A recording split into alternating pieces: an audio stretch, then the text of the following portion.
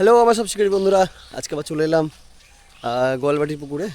পুকুরটা আপাতত বন্ধ আছে, পুকুরে মাছ দেওয়া হয়েছে।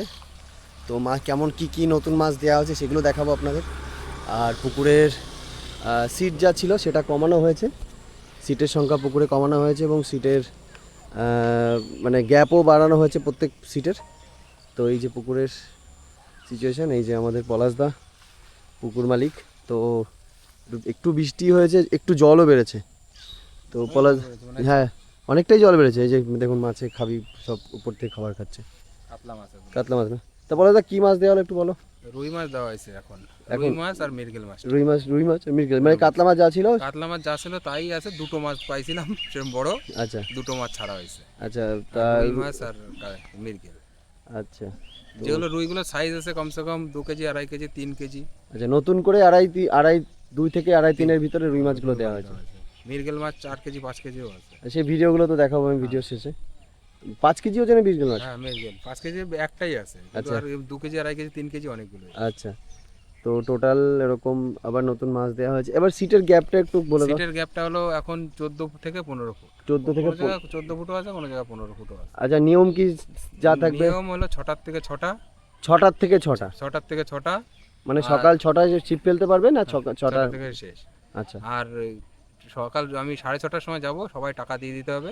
আচ্ছা যদি মনে করে আমি চলে যাব, উঠে যাব, আচ্ছা তাহলে তার মোটামুটি 9টার ভিতরে বলতে হবে। আচ্ছা 9টার ভিতরে উঠে গেলে টাকা উঠে গেলে রিটার্ন। টাকা পুরোটাই রিটার্ন করা। আচ্ছা, আর টিকিট প্রাইস কি রেখেছো? টিকিট প্রাইস 2000 টাকা। 2000 টাকা। আর ছিপ কি 3টে? সিপ 3টে।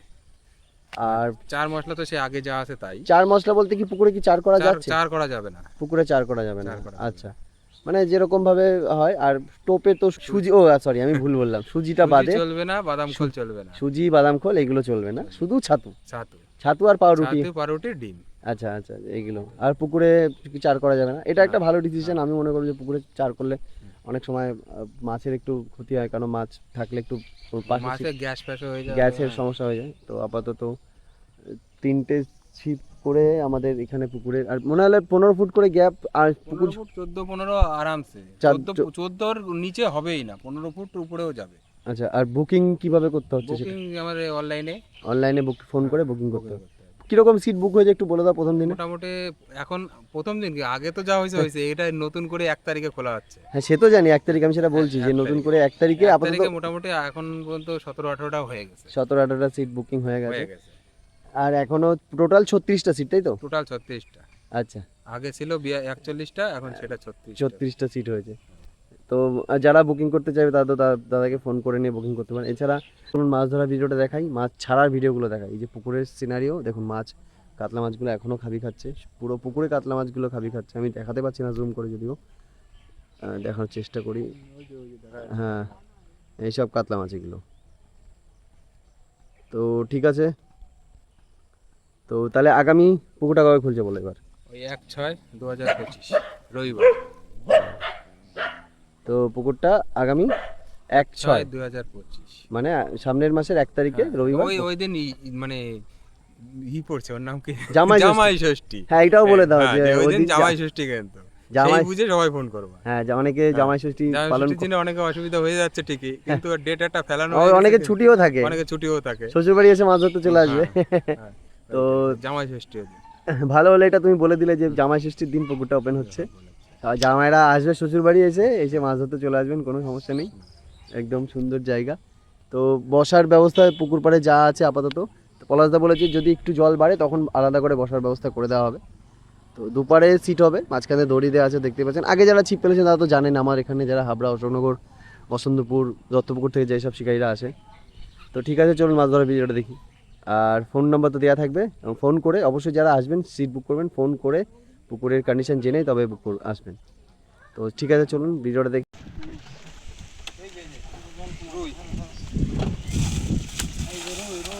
রুই মাছ এর থেকে বড় আছে। না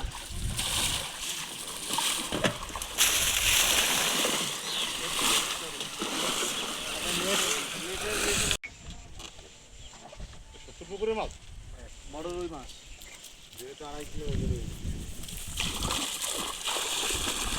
আরেকজন ধরে না দিলে বারবার এসে পারবে নাকি?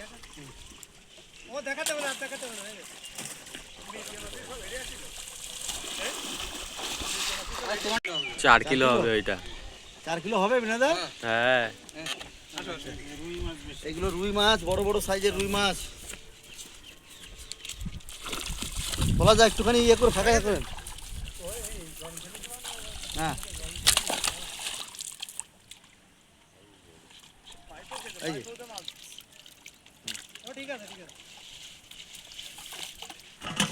এগুলো সব বড় রুই মাছ। 2 আর 2.5। পারবো? দেখি একবার দেখ। সেই হাড়িতে দিলে হবে না। এটা হচ্ছে মৃগের মাছ। হ্যাঁ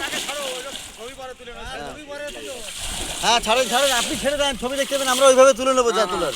কত দেখা দেখি করতে হলে হবে না। আপনি আপনার মতো ছাড়েন না। দাও দাও আমি যেভাবে নিচ্ছি সেইভাবে নিচ্ছি।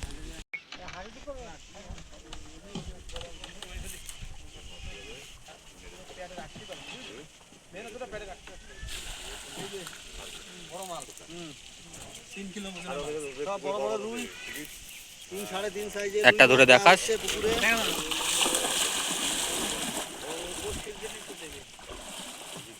এই যে দেখো।